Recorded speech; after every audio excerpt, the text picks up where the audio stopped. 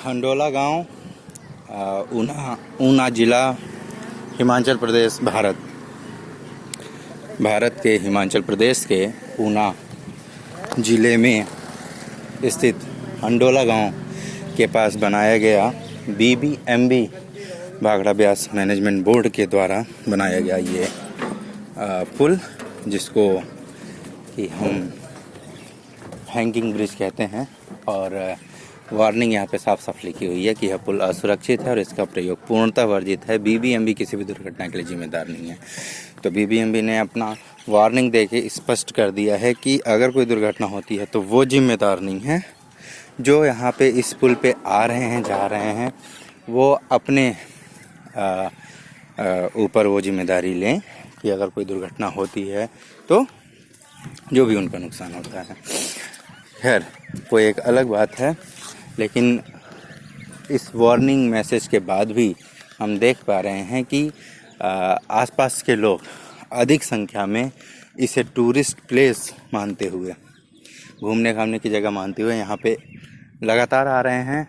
आज election day है पंजाब में, इसलिए शायद यहाँ पे कम भीड़ है। जैसे कि बताया गया कि आज इलेक्शन डे होने की वजह से बहुत से लोग कम आ रहे हैं। नहीं तो ये जो पेड़ है, ये जो नदी का किनारा है, यहाँ पे बहुत से लोग बैठते हैं, बहुत से कहानियाँ बनती हैं। और ये हमारा छोटा सा खेत खलिहान जो है, पेड़ पहाड़, तो ये दृश्य बॉलीवुड के हिसाब से भी बहुत शानदार रहता है। तो अवश्य यहाँ पे बहुत भीड़ रहती होगी और होगी। मैं दिखाना चाह रहा हूँ कि ये हैंगिंग ब्रिज जिसको ये कह रहे हैं, हिंडोला ब्रिज, तो ये एक्चुअली इंजीनियरिंग मार्बल है क्या इसमें आप देखेंगे कि तो एक ये पिलर यहाँ पे दिख रहा है। अभी जो ये साइड में मैं करके दिखाऊं तो ये जो पिलर दिख रहा है, और एक ऐसा ही पिलर नेक्स्ट एंड पे है। सिर्फ इन 2 पिलर्स पे ये पूरा का पूरा ब्रिज बना हुआ है। और बोथ साइड चलने का रास्ता है। एक साइड जिधर मैं चल रहा हूँ और एक अपोजिट साइड जिधर से लोग आ रहे हैं। बीच में ये जो बना हुआ है, इस पर हम चल नहीं सकते हैं क्योंकि ये कहीं भी टूट सकता है। टूटेगा, आप नदी में गिरेंगे। और सस्पेंशन इसका बना हुआ है। इस पुल को रोकने के लिए इंजीनियर्स ने क्या किया है वो डिटेल में देखेंगे। तो इस तरीके से जो ये प्लेटफॉर्म आपको दिख रहा है यहाँ से वहाँ तक, ऐसे प्लेटफॉर्म लेके, और मैकेनिकल इंजीनियरिंग में हमने जो पढ़ा है स्ट्रेस एंड स्ट्रेन के लिए, तो स्ट्रेस एंड स्ट्रेन के लिए ये जो किस तरीके से हमें सपोर्ट देना होता है, तो वो सारे सपोर्ट को मैकेनिकल इंजीनियर्स ने काफ़ी अच्छे तरीके से स्टडी करके फिर ये सपोर्ट लगाया होगा। और इस तरीके से ये एक प्लेटफॉर्म बना के इस साइड और एक प्लेटफॉर्म उस लास्ट साइड में, जो लास्ट साइड में आपको प्लेटफॉर्म दिख रहा है, वो जो ऊंचा टावर दिख रहा है, वहाँ पे एक प्लेटफॉर्म है। तो इन 2 प्लेटफॉर्म से इन्होंने लोहे के तारों को जोड़ा हुआ है। और ये लोहे के तार नट बोल्ट से बीच बीच में कसे हुए हैं। जैसे कि वहाँ पे वो जॉइंट आप देख रहे हैं, वहाँ पे वो कसा हुआ है। एक सिरा ऊपर गया हुआ है, ऊपर वाले तार से वहाँ पे जुड़ा हुआ है, और दूसरा सिरा वहाँ से इधर आके नीचे यहाँ पे जुड़ा हुआ है।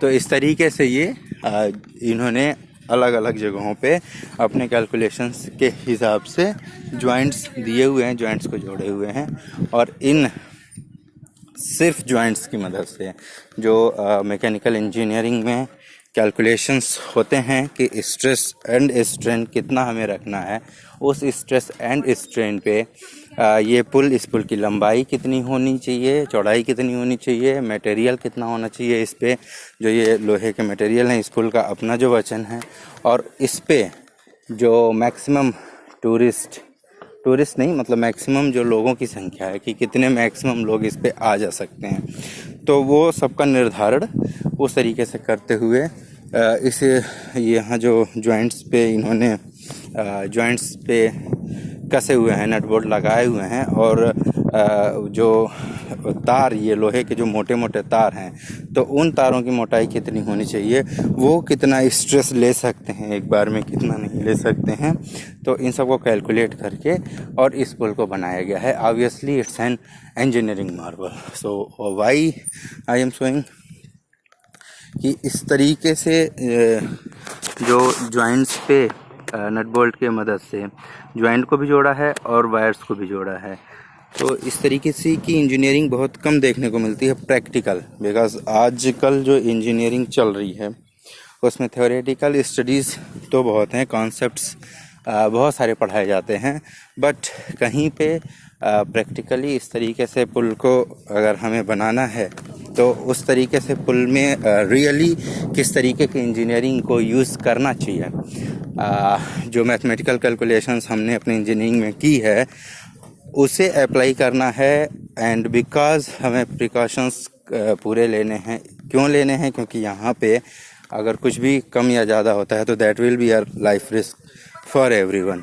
सो even I don't know the exact age of this bridge, but अगर मैं प्रेडिक्ट करूँ तो कम से कम 50 साल पुराना तो यह ब्रिज होगा ही, और इसकी लाइफ जो कैलकुलेट करके बनाई गई होगी वो 500 साल से कम की नहीं बनाई गई होगी, क्योंकि इतना बड़ा अरेंजमेंट करना और इतने बड़े नदी पे, ये जो इतनी चौड़ी नदी आपको दिख रही है, इतनी चौड़ी नदी पे इतना बड़ा पुल बार बार नहीं बनाया जाता है। So you have to be practical knowledge, enough practical knowledge to deploy such a bridge, to perform such a calculation, exact calculation, so that you will come up with these things. ठीक है, तो ठीक है, practical knowledge भी आपको होनी चाहिए। कहीं आप अपने यूनिवर्सिटीज़ में, कॉलेजेस में थोड़ी दूर पे डिप्लॉय करके आप इस तरीके से बना सकते हैं। ये इंजीनियरिंग के जो स्टूडेंट्स हैं एंड पर्टिकुलरली जो मैकेनिकल इंजीनियरिंग के स्टूडेंट्स हैं, मैकेनिकल इंजीनियरिंग के स्टूडेंट्स को एक बार इस ब्रिज पे ज़रूर आना चाहिए और ये इस ब्रिज पे आके डिटेल में देखना चाहिए, उन्हें समझने की कोशिश करनी चाहिए कि किस तरीके से इस ब्रिज को रोका गया है, क्या कैलकुलेशंस की गई है, जो व्यू है, जो ब्रॉडर व्यू है इस पूरे इस ब्रिज का, इसका एक प्रोटोटाइप मॉडल बना के और अपने यूनिवर्सिटीज़ में या कॉलेज लेवल पे जहाँ पे भी आप हैं, तो इसका एक प्रोटोटाइप आपको बना के और वहाँ पे प्रस्तुत करना चाहिए। You have to demonstrate this thing in practical so that you can come up with some more interesting thing, some more engineering marvels, and you can dedicate your work to the nation so that nation will feel some proud on you, and obviously the people, the nation will be benefited with your learning. तो engineering जहाँ तक की बात है, केवल theoretical ना करके थोड़ा सा प्रैक्टिकल करना चाहिए इंजीनियरिंग को, और I am sure that after seeing this you will make up your mind to visit this place, to visit this bridge, particularly the mechanical engineering students who have the core study in this field. You can also see the wires from over this bridge, right? So I am now complete with the walk from that end to this end. I mean I covered the whole the whole length of this bridge, and it took nearly 9 minutes, so you can calculate each and everything before making a prototype of this bridge, and I am sure that you will come up with some more engineering marvels after seeing this bridge. So now I am going to close this video, and this is the board, and now I am going to quickly show you a 360-degree view of this place, and after that I will stop this video. So pardon me if it stops abruptly, right? After that we will visit some more interesting places and I will come up with those places. Thank you very much. Bye bye.